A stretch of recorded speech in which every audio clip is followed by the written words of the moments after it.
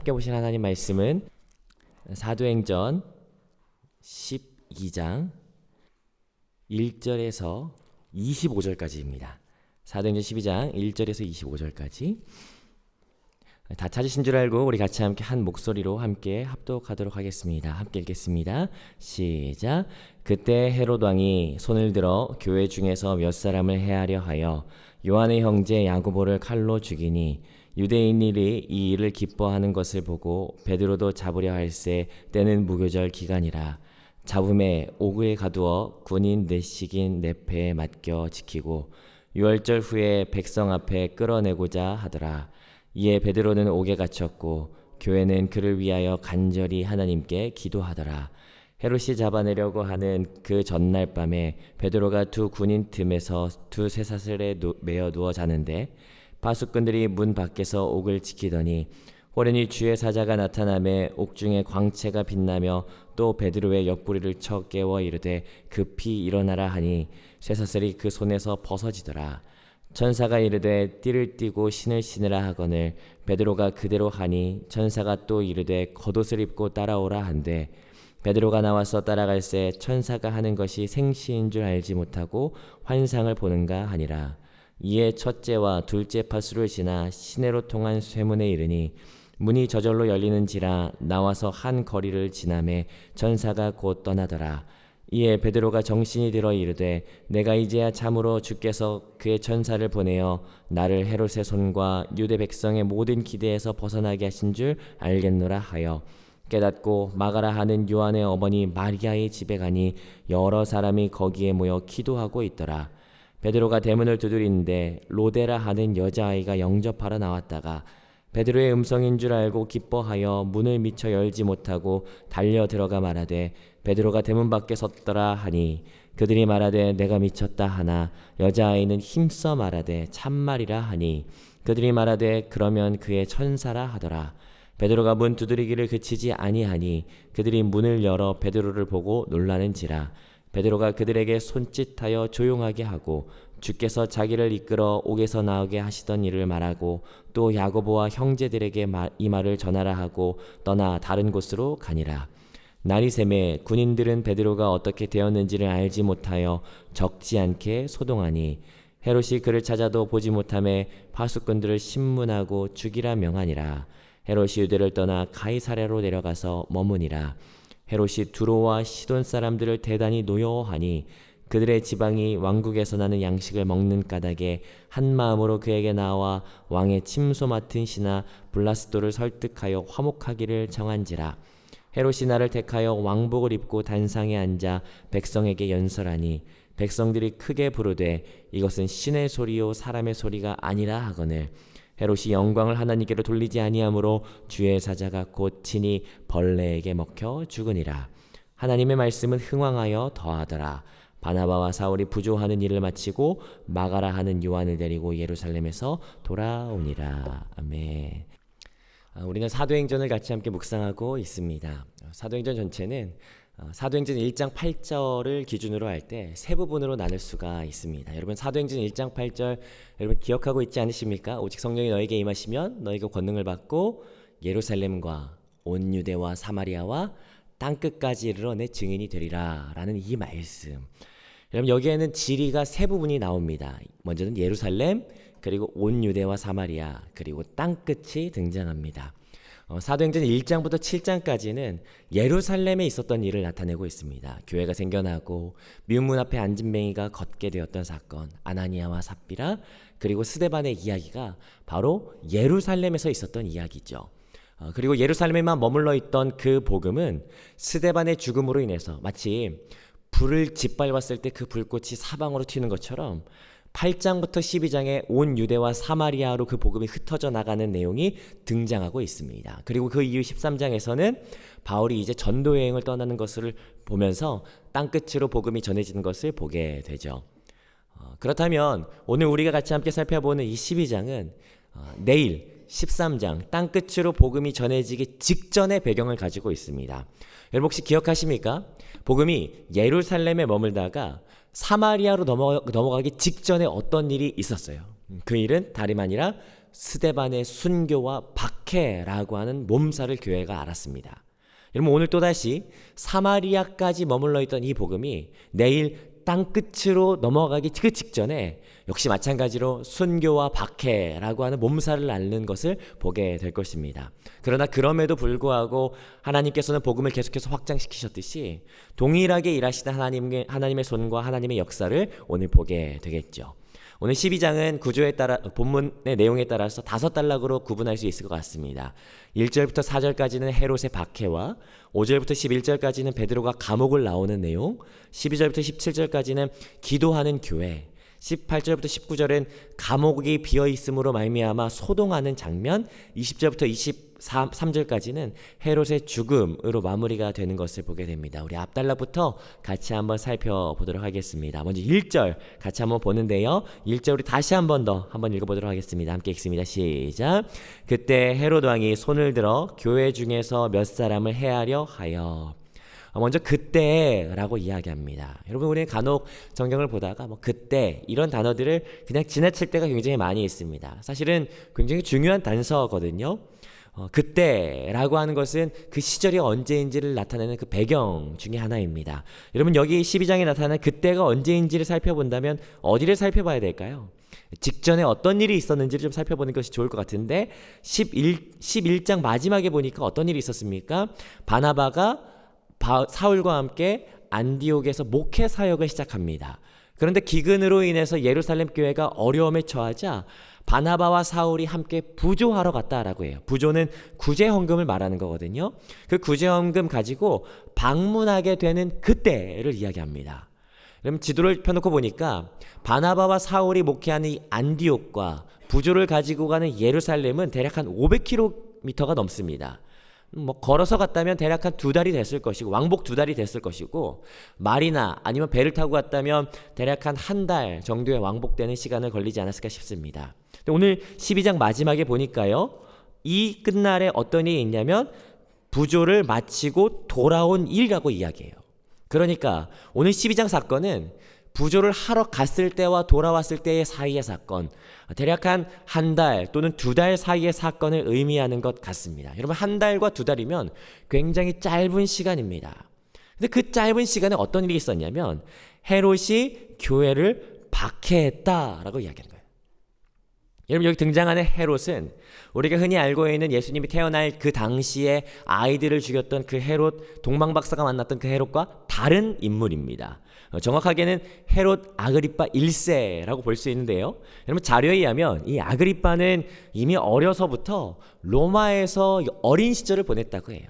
유학을 했다라고 이야기하는데 그때 유학하면서 같이 함께 공부했던 학생들이 누구냐면 로마의 황제가 곧 될 칼리굴라, 그리고 유대인들 니네 다 나가 하면서 쫓아냈던 글라우디오와 굉장히 가깝게 지냈다라고 이야기해요. 그리고 시간이 흘러서 로마의 황제가 칼리굴라가 황제로 즉위하면서 이 아그리빠를 유대의 왕으로 세운 것이에요. 그런데 아그리빠를 좀 더 살펴보면요, 아그리빠는 굉장히 똑똑한 사람이었다고 합니다. 정치적인 사람. 그래서 그 출신은 에돔 족속인데 유대인의 왕으로 되었을 때 어떻게 해야 이 유대를 잘 통치할지 이미 알고 있었어요. 유대인들에게 잘 보이기 위한 전략이 무엇인지. 그래서 아그리빠를 회고한 기록을 살펴보니까 이렇게 이야기하더라고요. 그러나 아그리빠는 다른 헤롯과 달랐다. 천성은 온화하며 모든 사람에게 관대했고 예루살렘의 율법을 준수하는 것에 주의를 기울였다. 그리고 그는 하루도 거르지 않고 지정된 제사를 드렸다라고 합니다. 여러분 방금 말씀드렸다시피 아그리빠는 에돔 족속입니다. 유대인이 아니었어요. 그런데도요, 유대인들에게 인정받기 위해서, 여러분 유대인들은 이방인 상종하지 않거든요. 그러나 그 유대인들에게 인정받기 위해서 매일매일 상번제에 참석했다라는 것이에요. 여러분 이건 굉장한 열심입니다. 다른 이교도와 친해지기 위해서 그 이교도의 종교 행위에 매일마다 참석했다라고 하는 것이에요. 여러분 굉장한 열심이죠. 그런데요, 이 아그리빠가 유대인에게 잘 보이고 싶어서 어떤 한 일을 행하게 됩니다. 그건 뭐냐면 유대인들에게 있어서 가장 그들의 종교심과 그들의 어떤 그 민족관이 가장 투철해지는 어떤 그 한 날이 있어요. 그 시즌이 있어요. 유월절과 무교절 그날이 바로 그날인데요. 우리로 치자면 여러분 광복절, 3.1절, 한글날 이런 날에는 우리가 다른 날들보다 특별히 애국심이 더 이렇게 올라간 날 그런 날 아닙니까? 그런 날처럼 이 유대인들에게 유월절, 무교절은 굉장히 특별한 날이잖아요.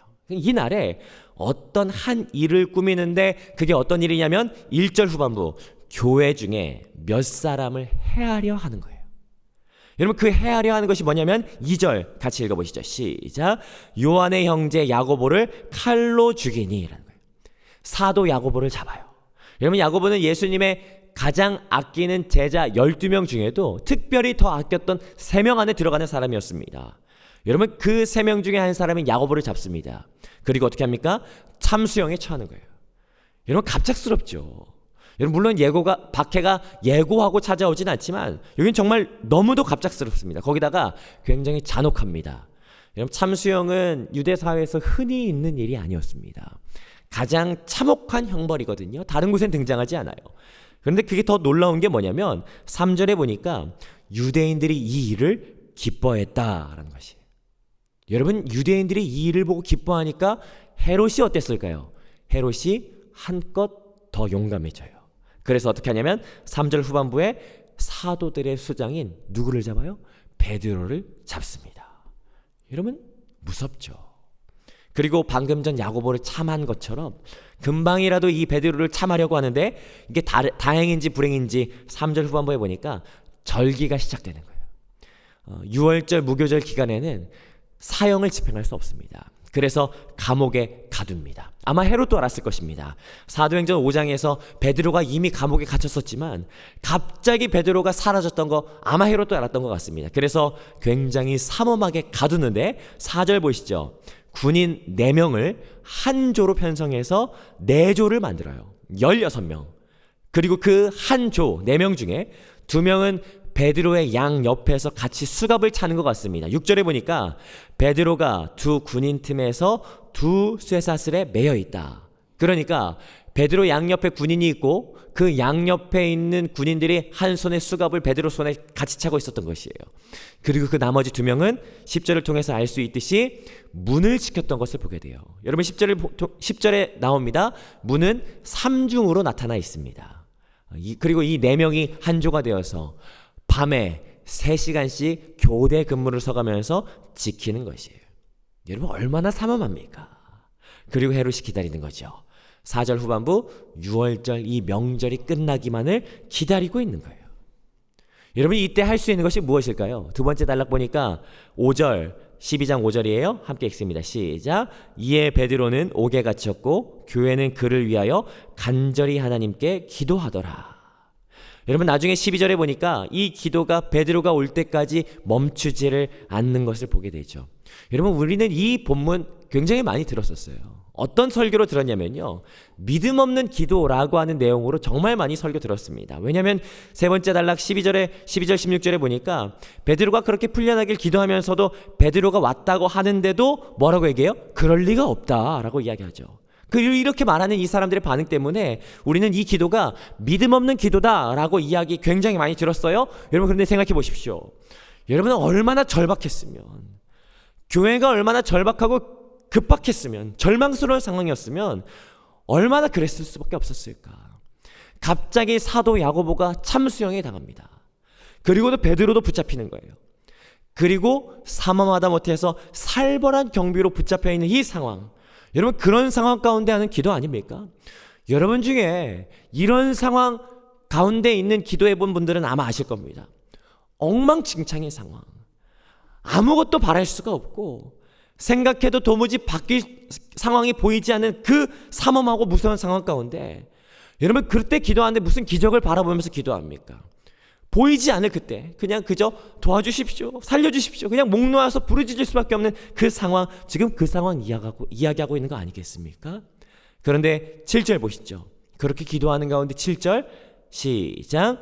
호련히 주의 사자가 나타나매 옥중에 광채가 빛나며 또 베드로의 옆구리를 쳐 깨워 이르되 급히 일어나라 하니 쇠사슬이 그 손에서 벗어지더라. 여러분 뭐라고 이야기하냐면요, 호련히라고 이야기해요. 원래 원본에는 이두 해가지고 보라 이렇게 말하거든요. 그런데 저는 우리말 성경이 이 부분을 굉장히 잘 번역한 것 같습니다. 호련히라고 해요. 호련히. 뜻하지 않게 갑자기. 여러분, 호련히 어떤 일이 일어납니까? 주의 사자가 갑자기 나타나는 거예요. 근데 그 모습 가운데 광채가 납니다. 이건 뭐냐면 초자연적인 현상이구나 라고 하는 것을 알 수가 있어요. 그런데 그건 단지 초자연적인 환상만을 말하는 것이 아니었어요. 보니까 베드로의 옆구리를 쳐서 깨웁니다. 그렇기 때문에 이것은 실제적인 상황이죠. 그리고 그 주의 사자가 이야기해요. 7절 후반부에 일어나라. 8절에 띠를 띠고 신발을 신어라. 세 번째 8절 후반부에 겉옷을 입고 계속 따라와라 라고 하는 거예요. 아마 베드로도 그랬던 것 같습니다. 이게 꿈인지 생시인지. 그런데 어쨌든 하라는 대로 계속 따라하는 거죠. 그리고 보면서 따라가다 보니까 10절 같이 읽어보겠습니다. 시작. 이에 첫째와 둘째 파수를 지나 시내로 통한 쇠문에 이르니 문이 저절로 열리는지라. 나와서 한 거리를 지나매 천사가 곧 떠나더라. 첫째 문, 둘째 문, 쇠문이 어떻게 되는 거예요? 저절로 열리는지라 라는 거예요. 여러분, 여기 저절로라고 하는 말은 아우토마토스라고 하거든요. 이 말은 사람의 개입에 의해서가 아니라 하나님의 개입이라고 하는 것을 보여주는 어떤 한 단어라고 볼 수가 있습니다. 핵심적인 단어죠. 여러분, 그렇게 기적적으로 풀려나온 베드로. 여러분, 이 베드로가 어디에 가냐면요, 세 번째 단락인데 12절 같이 한번 보시죠. 12절 같이 읽습니다. 시작. 깨닫고 마가라 하는 요한의 어머니 마리아의 집에 가니 여러 사람이 거기에 모여 기도하고 있더라. 마가 요한의 어머니 마리아의 집. 아마 교회들이 모였던 장소, 대표적인 장소 중에 하나지 않을까. 여기로 가는 겁니다. 왜냐하면 베드로가 해야 될 일은 두 가지였거든요. 첫 번째는 감옥에서 자신이 나왔다는 것을 동역자들에게 알려야 됐어요. 그리고 두 번째는 안전한 곳으로 피해야 되는 것이 베드로가 해야 된 일이었죠. 그렇기 때문에 여기에 가서 17절에 동역자들에게 알리고 야고보에게도 알려라 라고 당부를 합니다. 여기 야고보는 야고보서를 쓴 주의 형제 야고보를 이야기하는 것이죠. 그리고 나서 안전한 곳으로 피하는 것으로 보게 됩니다. 여러분이 이 일이 있고 나자, 호련히 저절로 일어났던 이 일이 있고 나자, 여러분 날이 밝은 뒤에 감옥은 난리가 납니다. 네 번째 단락 18절부터 19절인데요. 여러분, 헤롯은 베드로만 처형하면 유대인들에게 자기는 더 칭송받고 더 칭찬받을 것이라고 생각했을지 모르겠습니다. 어필할 수 있을 것이라고 기대했을 것이에요. 여러분, 그런데 지금 이 사건으로 인해서 모든 일이 수포로 돌아간 거예요. 여러분, 지키던 병사들은 어땠냐면요, 18절에 보니까 같이 읽습니다. 시작. 날이 새매 군인들은 베드로가 어떻게 되었는지를 알지 못하여 적지 않게 소동하니. 적지 않게 소동했다라고 하는 것은 정신적인 동요가 왔다. 요즘 애들이 말하는 말로 흔히 멘붕이라고 하는 그런 게 온 것 같습니다. 여러분, 그들이 이 일이 대체 어떻게 된 일일까 생각해 보십시오. 4명이 지켰고 삼엄하게 지켰는데 눈 뜨고 코 베인 격이 되어버린 거예요. 정신적인 큰 충격이 왔어요. 헤롯은 더할 나위가 없습니다. 어땠습니까? 매우 분노합니다. 19절에 보니까 경비병들을 불러서 신문하는 거야. 너 베드로와 같이 함께 내통하는 자지? 라고 하면서 추궁했을 것이에요. 그리고는 어떻게 했냐면 처형했다라고 하는 것이죠. 얼마나 분노했던지 헤롯이 그 분풀이를 경비병들에게 하는 것을 보게 됩니다. 그리고는 행정중심지인 가이사랴로 돌아갔다로 마무리가 되죠. 그리고 나서 마지막 단락은 헤롯이 어떻게 되었는지를 보여주는 단락입니다. 20절부터 25절인데 23절에 보니까 23절 눈으로 보시죠. 주의 사자가 헤롯을 치니 헤롯이 어떻게 되었습니까? 벌레에게 먹혀 죽었다라고 하는 결론으로 나옵니다. 동일한 이야기를 요세푸스에서 이야기하고 있는데요. 요세푸스는 헤롯이 5일 동안 복통을 앓다가 죽었다라고 이야기를 합니다. 아마 이 사도행전을 썼던 누가의 눈에는, 누가는 의사이지 않습니까? 그러니까 이 의사의 눈을 통해서 봤을 때는 어떤 세균성 질환에 의해서 그가 벌레에 먹여 죽었다라고 하는 좀 더 의학적인 관점으로 서술한 것 같습니다. 여러분, 이 일이 언제 일어난 거예요? 바나바와 사울이 함께 안디옥에서 예루살렘으로 방문하러 다녀오는 그 짧은 시간 안에 발생한 일입니다. 굉장히 짧은 기간 안에 일어나는 일이죠. 그러면서 오늘 12장의 마무리 24절에는 하나님의 말씀이 더욱 흥왕하여 더하더라로 마무리되는 것을 보게 됩니다. 자, 오늘 말씀을 다시 한번 더 정리해보고 싶습니다. 오늘 본문은 헤롯의 박해를 보여주고 있어요. 마치 사마리아로 복음이 퍼져나가기 직전에 스데반이 순교했던 것처럼 땅끝을 향해 나아가기 직전이었던 이 12장에서는 야고보가 순교당하고 그리고 베드로도 곧 죽을 위기에 처해 있는 것을 보게 됩니다. 그때 교회는 기도했습니다. 그리고 하나님께서는 호련히 임하셨고 그리고 삼엄한 경비를 저절로 풀어나게 하셨습니다. 그리고는 헤롯을 치심으로써 여전히 일하시는 하나님의 역사를 오늘 본문이 보여주고 있죠. 여러분, 굉장히 단시간 내에 일어났던 사건이에요. 여러분, 오늘 이 사건들을 좀 같이 한번 살펴볼 때 두 개의 단어가 굉장히 우리의 마음을 사로잡는 것을 보게 됩니다. 그것은 바로 7절에 호련히라고 하는 단어와 10절에 저절로라고 하는 단어가 아닐까 싶습니다. 저는 요즘 계속해서 청년들 제자반 하면서 시간을 보내고 있어요. 근데 그 제자반 하는 가운데 청년 하나가 그런 질문 이야기 하더라고요. 목사님, 살아가면서 믿음을 지킨다는 것이 참 쉽지가 않습니다 라고 이야기해요. 성경 속에서 발견하는 하나님의 역사하심은 굉장히 큰데 그런데 내가 살아가는 이 환경은 왜 이렇게 힘든지 모르겠습니다 라고 이야기하더라고요. 내가 믿음을 가지고 살아가지만 그런데 내 마음대로 살아가지 않는 것, 그리고 내 상황과 내 환경은 내가 원하는 대로 벌어지지 않고 내가 원하는 방향과 정반대로 이뤄지는 일들, 이것들을 바라볼 때 어떻게 해야 할까라고 하는 질문을 하는 상황들을 마주하게 됩니다. 여러분, 그래서 오늘 우리에게 필요한 것이 있다면 하나님의 은혜가 아닌가 싶어요. 특별히 호련히 임하셨던 하나님의 은혜, 저절로 열려졌던 그 하나님의 역사가 오늘 우리 가운데 필요하구나라고 하는 것을 생각하게 됩니다. 누군가는 이것을 요행을 구한다라고 이야기할 수도 있을 것 같아요. 아니요, 저는 그렇게 생각하지 않습니다. 하나님의 은혜가 아니면 도무지 살아갈 방법이 없는 우리의 절박한 상황 가운데 하나님만을 의지하는 이 믿음의 간구, 저절로 호련히 라고 하는 나를 붙드시기를 간절히 바라는 이 고백 아닐까. 여러분, 저는 싫어하는 찬양이지만 저희 부모님이 그렇게 불렀던 그 찬양 하나 이전에도 소개해드린 바 있었죠. 내일 일은 난 몰라요, 장래일도 몰라요, 아버지여 아버지여 평탄한 길 주옵소서. 여러분, 우리가 평탄한 길을 구하는 것이 여러분 하나님만을 의지하는 이 고백 아니겠습니까? 여러분, 요즘 이 고백이 그렇게 귀한 고백이다라고 하는 것을 요즘 느껴요. 이건 반대로 말하면 뭐예요? 내 삶이 하나님의 은혜가 아니고는 살 수가 없구나 라고 이 시기를 걸어가고 있는 것 아니겠습니까? 여러분, 이때 우리에게 필요한 것이 있다면 호련히 임하는 하나님의 은혜, 저절로 열려지는 그 하나님의 은혜가 필요하다. 성경 가운데 나타났던 이 하나님의 역사가 오늘 하나님 우리의 삶 가운데 역사하는 그 역사 되게 하여 주옵소서라고 한 그 기도가 오늘 우리 가운데 필요하다는 것을 오늘 우리가 보게 됩니다. 오늘 우리 같이 함께 기도하고 싶어요. 같이 구하고 싶어요. 하나님, 우리의 삶 가운데 호련히 임하셨던, 저절로 임하셨던 그 하나님의 은혜가 내 삶 가운데 나타나고 역사하여서 하나님, 다시 한 번 더 하나님만을 의지하고 하나님의 살아계심을 경험할 수 있는 이 하루가 되게 하여 주시옵소서라고 그렇게 기도하는 오늘 우리의 고백이 되시기를 주님의 이름으로 축복합니다.